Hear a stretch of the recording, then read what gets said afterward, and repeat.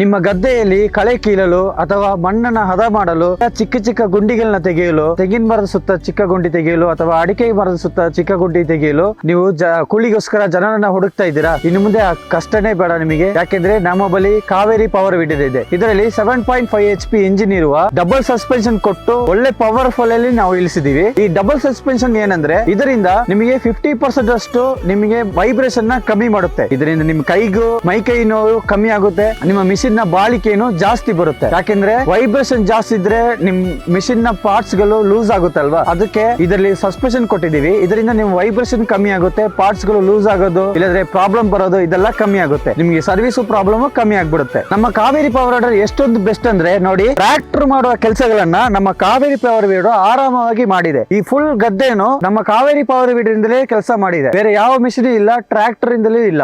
ನೀವು ಇದರ ಬಗ್ಗೆ ತಿಳಿದುಕೊಳ್ಳಲು ಸ್ಕ್ರೀನ್ ಅಲ್ಲಿ ಕಾಣುವ ನಂಬರಿಗೆ ಕರೆ ಮಾಡಿ ಬುಕ್ ಮಾಡಿ.